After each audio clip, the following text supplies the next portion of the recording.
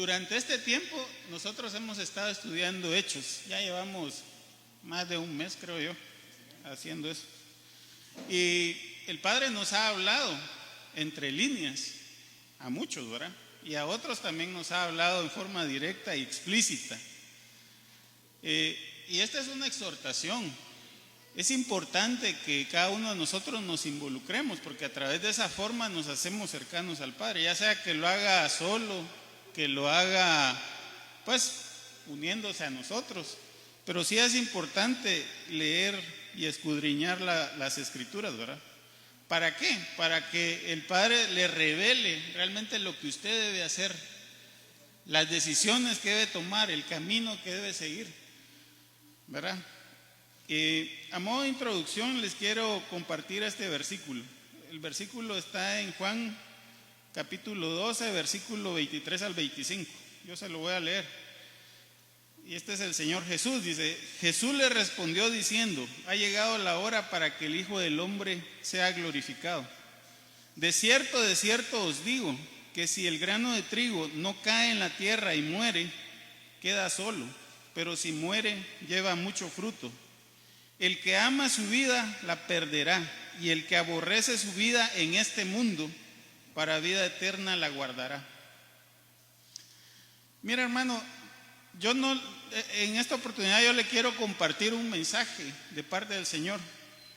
El tema es el fruto de nuestra aflicción, pero quiero hacer la aclaración que esta no es una teología del sufrimiento, ¿verdad? O sea, de hecho, digamos, en la vida cristiana hay un extremo que es el sufrimiento, que es lo que nosotros estamos viendo en estos pasajes de lo que a Pablo le estaba ocurriendo.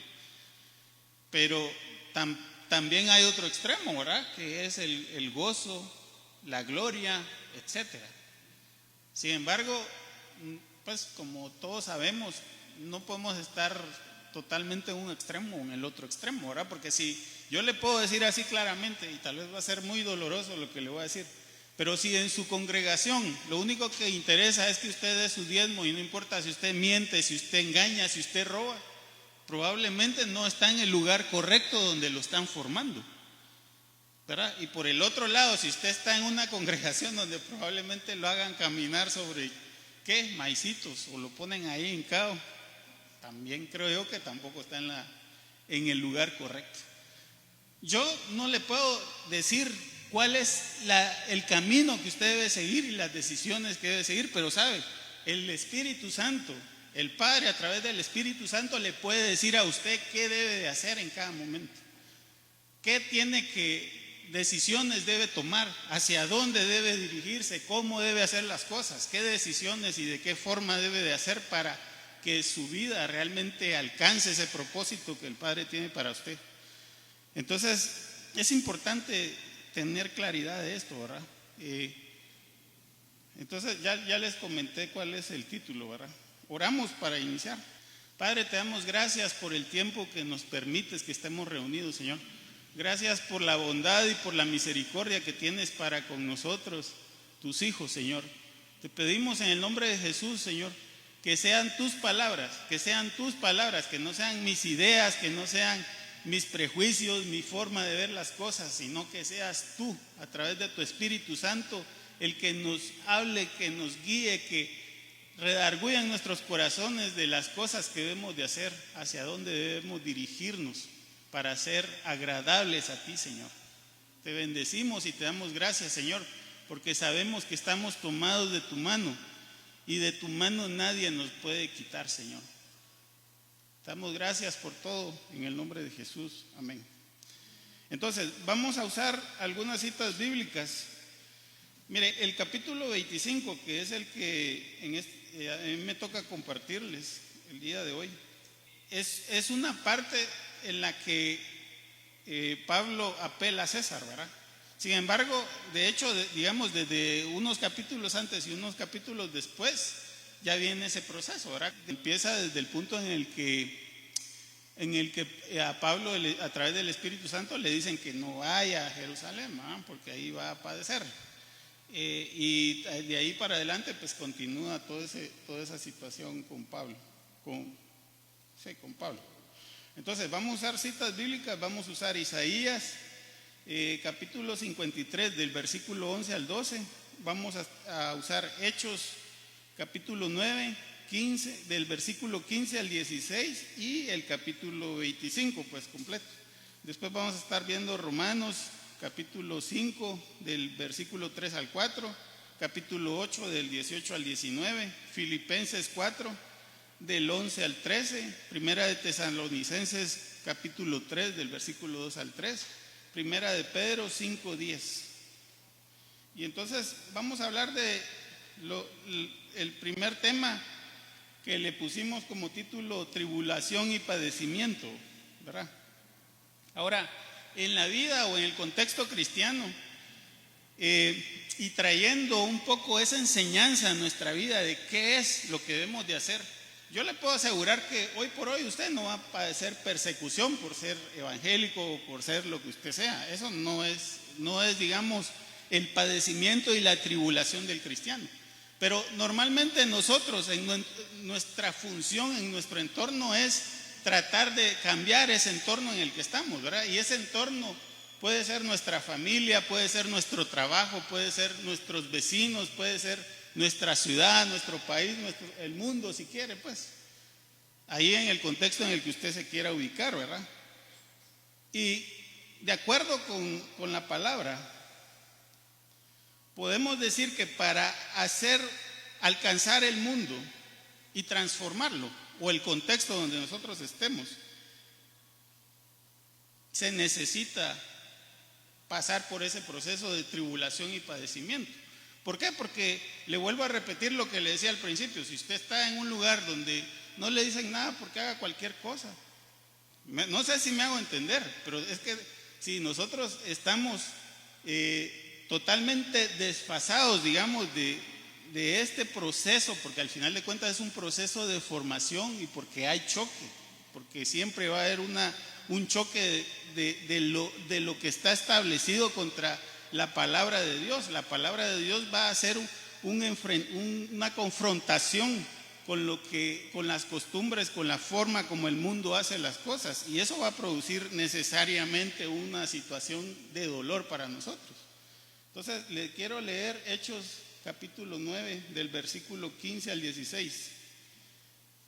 Este es el Señor Jesús hablando a través de Ananías para que fuera a ponerle las manos al apóstol Pablo. Y oiga lo que le dice el Señor Jesús. Dice: el Señor le dijo: ve, porque instrumento escogido me es este, refiriéndose a Pablo, ¿verdad?, para llevar mi nombre en presencia de los gentiles y de reyes y de los hijos de Israel. Y en el 16 dice: porque yo le mostraré cuánto le es necesario padecer por mi nombre. Y nosotros ya vemos que había una palabra ahí, ya estaba marcado un camino para Pablo. Yo no sé cuál es lo que está marcado para la vida de cada uno de nosotros. Probablemente lo que tenemos que hacer, o nuestro, digamos, el mundo, o lo que debemos de transformar es a nuestra pareja, ¿verdad? Y ahí tenemos que padecer, tenemos que morir, ¿verdad? Tal vez lo que tenemos que hacer es transformar a nuestro jefe o a nuestros compañeros, y también ahí debemos de padecer y debemos de morir, ¿verdad?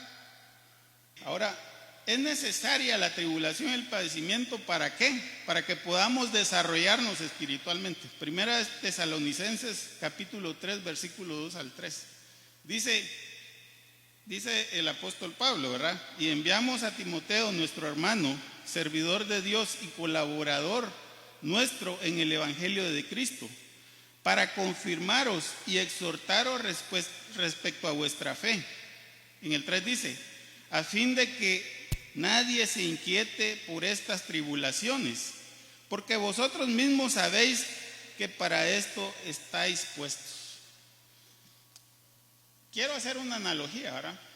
Si usted ya tiene más de 40 años o ya va a cumplir 40 años, debería de estar ya preocupado por hacer alguna actividad física, ¿verdad? Entonces póngase a pensar en esto. Solo el hecho de empezar a hacer actividad física o hacer un ejercicio eso le va a implicar un sacrificio y le va a implicar un sufrimiento, ¿verdad? Si usted viniendo a los pies del Señor Jesús y siguiendo, digamos, de acuerdo con la fe que usted tiene en Él, y ahí le dicen, mire, tiene que ser fiel, no tiene que mentir, no tiene que hacer X, Y, Z cosa, ¿verdad? Y eso, ya solo eso implica un sufrimiento y un padecimiento, porque quiere decir que tiene que cambiar su forma y sus costumbres a lo que estaba acostumbrado, ¿verdad? Y eso necesariamente implica que nosotros tenemos que padecer, ¿verdad?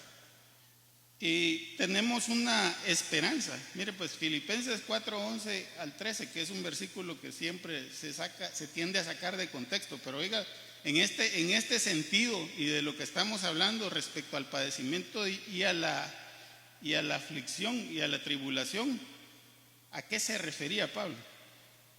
Filipenses 4 del 11 al 13 dice el apóstol Pablo: no lo digo porque tenga escasez, pues he aprendido a contentarme en cualquiera que sea mi situación. En el 12 dice: sé vivir humildemente y sé tener abundancia. En todo y por todo estoy enseñado, así como para estar saciado como para tener hambre, así para tener abundancia como padecer necesidad. Y en el 13 él dice: todo lo puedo en Cristo que me fortalece. Cualquier situación que venga a nuestra vida, porque estamos en ese proceso en que somos formados, en que estamos impactando donde estemos, necesariamente vamos a tener padecimiento, pero cualquier cosa que venga a nosotros vamos a poderla sobrepasar, vamos a poder realizarla porque Cristo nos fortalece. Y a eso se refería él, no de que cualquier cosa pónganme ahí atrás, ¿verdad? No importa, yo lo puedo todo en Cristo que me fortalece. Así lo usan, ¿verdad? Pero no ese es el contexto. El contexto es cualquier situación que nosotros estemos atravesando, cualquier circunstancia en nuestra vida, nosotros la podemos sobrellevar y podemos sobreponernos porque nuestro Padre nos fortalece, nuestro Padre nos respalda y nos da todo lo que necesitamos para seguir avanzando y lograr lo que el objetivo por el cual hemos sido llamados. Bueno, ahora ya teniendo, digamos, un poco más claro este tema, vamos a hablar un poco del contexto de lo que Pablo estaba viviendo.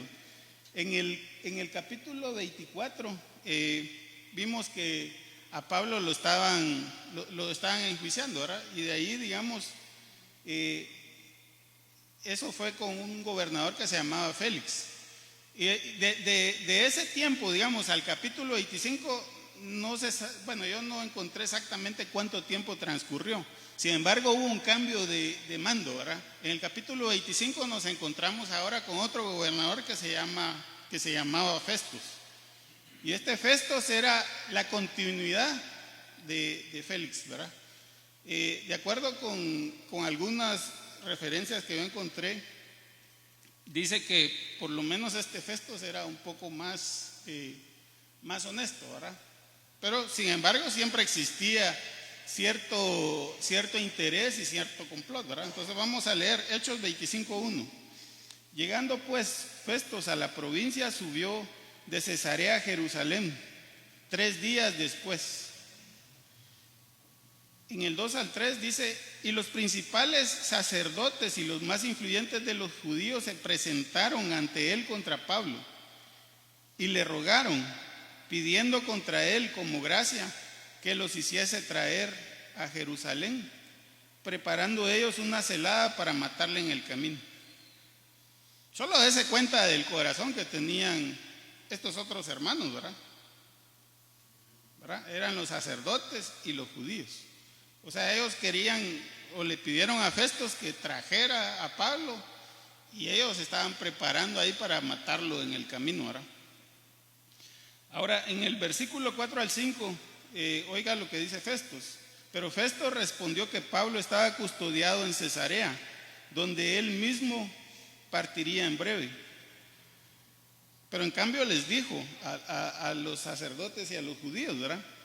los que de vosotros puedan, dijo, desciendan conmigo, y si hay algún crimen en este hombre, acúsenle.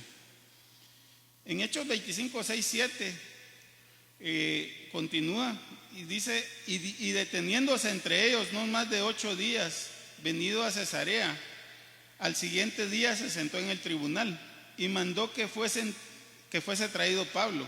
Cuando éste llegó, lo rodearon los judíos que habían venido de Jerusalén, presentando contra él muchas y graves acusaciones, las cuales no podían probar. Aquí seguían tratando de poner de cabeza a Pablo, ¿verdad?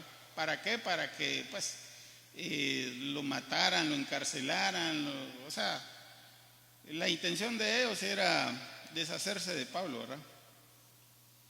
Y en el siguiente versículo, que es el versículo 8, Pablo presenta nuevamente su defensa, ¿verdad? El apóstol Pablo dice, alegando Pablo en su defensa, ni contra la ley de los judíos, ni contra el templo, ni contra César he pecado en nada. Eso es lo que dice Pablo, ¿verdad?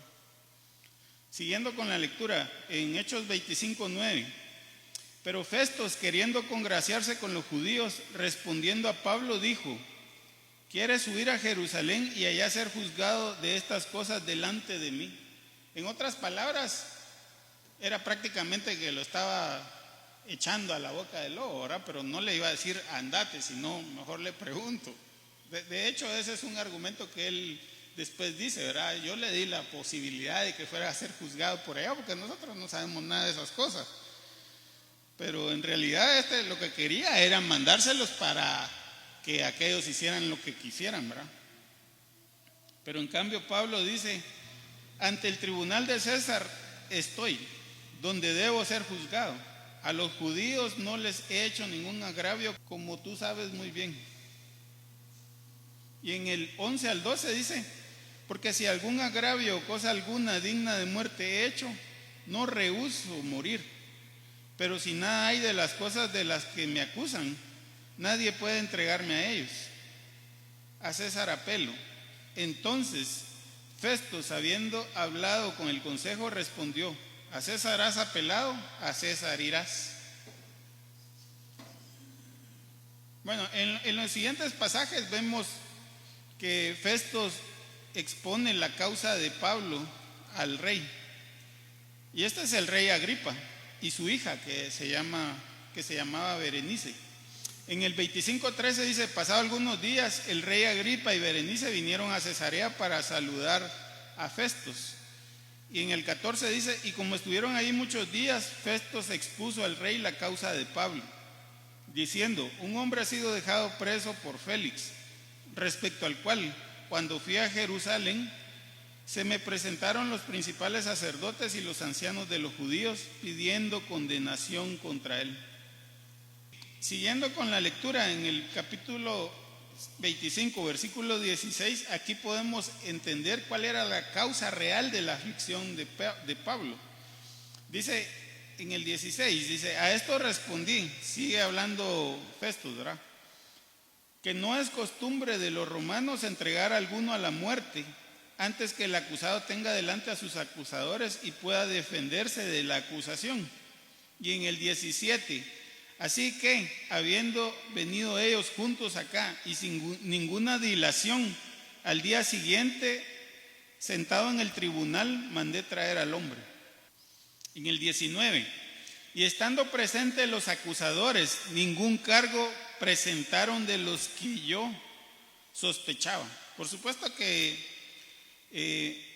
lo que le interesaba a Festos era alguna acusación de índole política, ¿verdad? O sea, que afectara la gobernabilidad, digámoslo así, ¿verdad? Pero por supuesto que no era ninguno de esos problemas. En el 19 dice, sino que tenían contra él ciertas cuestiones acerca de su religión y de cierto Jesús ya muerto, que el Pablo afirmaba estar vivo. Y en ese pasaje específicamente nos damos cuenta que era un tema de la fe. O sea, el testimonio que nosotros como cristianos tenemos, eso nos va a ganar confrontación en el mundo y nos va a hacer pasar por pruebas y por tribulaciones y por todo ese tipo de cosas que aunque no queramos tenemos que pasar, ¿verdad?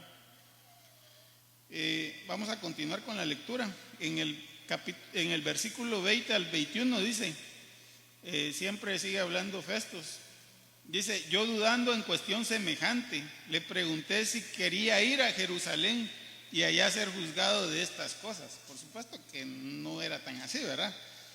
En el 21 dice: mas como Pablo apeló para que se le reservase para el conocimiento de Augusto, mandé que le custodiasen hasta que le enviara yo a César. En los siguientes pasajes podemos ver que el rey Agripa pide escuchar a Pablo, ¿verdad? En el 22 dice: entonces Agripa dijo a Festus: yo también quisiera escuchar a este hombre. Y a él le dijo: mañana le oirás. En el 23 dice: al otro día, viniendo Agripa y Berenice con mucha pompa y entrando en la audiencia con los tribunos y principales hombres de la ciudad, por mandato de Festos fue traído Pablo. En el 24 dice: entonces Festos dijo: rey Agripa y todos los varones que estáis juntos con nosotros, aquí tenéis a este hombre, respecto al cual toda la multitud de los judíos me ha demandado en Jerusalén y aquí, dando voces que no debía vivir más. En el 25 dice: pero yo, hallando que ninguna cosa digna de muerte ha hecho, y como él mismo apeló a Augusto, he determinado enviarlo a él. Así que en los siguientes pasajes, en los últimos 2 versículos, podemos ver que realmente, digamos, a nivel de este gobernador, la razón por la que estaba trayendo a aquellos y llevándolo ante el rey era porque simplemente estaba buscando una razón para acusarlo, ¿verdad? Porque él ni siquiera sabía de qué lo podía acusar. En el 28 dice, no, en el 26, perdón, dice: como no tengo cosa cierta que escribir a mi señor, le he traído ante vosotros y mayormente a ti, oh rey Agripa, para que después de examinarle tenga yo que escribir. Y en el 27 dice: porque me parece fuera de razón enviar un preso y no informar de los cargos que haya en su contra. Como les comentaba, aquí, digamos, la historia continúa, ¿verdad? De hecho, digamos, este rey Agripa, después dice en el siguiente capítulo, dice: por poco me persuade a volverme cristiano, ¿verdad? Pero miren, este tema, o sea, y nosotros debemos de entenderlo así. El jueves comentaban el tema del testimonio. El tema del testimonio es nuestro mayor respaldo físico, digámoslo así, ¿verdad? Para que la gente realmente se entere que nosotros tenemos esa fe de la que hablamos, ¿verdad? Porque la fe es algo intangible, pero cuando nosotros acompañamos esa fe con un testimonio fiel, verdadero, y que es demostrable de esa forma, pues no queda más evidencia que el otro ya, o sea, la única razón por la que no quiere seguir al Padre es porque no quiere, ¿verdad? Punto. Pero no porque nos puede acusar o decir: no, es que vos sos falso, vos haces esto, vos haces no sé qué, porque no es así, ¿verdad? Ahora vamos a terminar con esta parte que les quiero leer. Hay un fruto que se produce de este proceso de tribulación y padecimiento. El primer fruto que podemos encontrar, bueno, uno de los frutos, ¿verdad? Yo les puse aquí algunos. En 1 de Pedro 5:10 dice: mas el Dios de toda gracia, que nos llamó a su gloria eterna en Jesucristo, después de que hayáis padecido un poco de tiempo, el mismo os perfeccione, afirme, fortalezca y establezca. Y aquí podemos ver de que uno de los frutos puede ser perfeccionamiento, convicción, fortaleza y firmeza. Por supuesto que todos necesitamos eso, ¿verdad? Porque necesitamos tener la seguridad de que las cosas que estamos haciendo, el camino por el cual estamos andando, es un camino que nos va a llevar a un buen puerto. Y eso es lo que nos ofrece la palabra del Padre.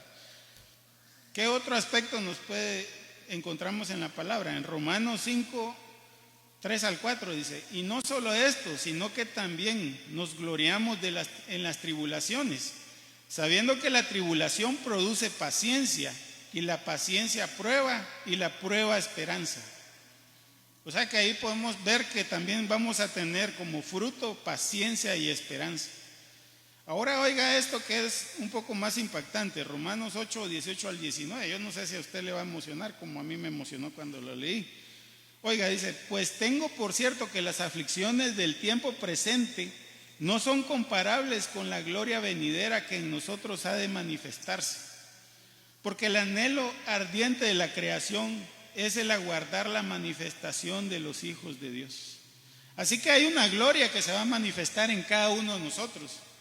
Si pasamos, si nos atenemos al proceso de formación por el cual tenemos que pasar, así como a Pablo desde el principio habían dicho: a este le voy a enseñar con lo que es padecer por mi nombre. Puede ser que nosotros tengamos que pasar por un proceso complicado.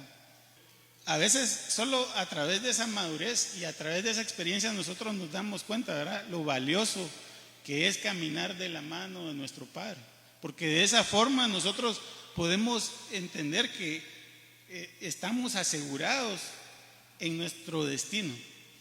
Ahora, oiga esta otra parte que tengo que aclarar que esta es una palabra que es una palabra profética para el Señor Jesús, está en Isaías. Sin embargo, nosotros, el cuerpo de Cristo, somos la plenitud de aquel que todo lo llena en todo. Yo creo que eso se los compartí la vez pasada. ¿Y eso qué quiere decir? Que nosotros en este mundo somos los que continuamos con el trabajo de alcanzar y de transformar el mundo. Así que esto también aplica al cuerpo de Cristo. Isaías 53 del 11 al 12.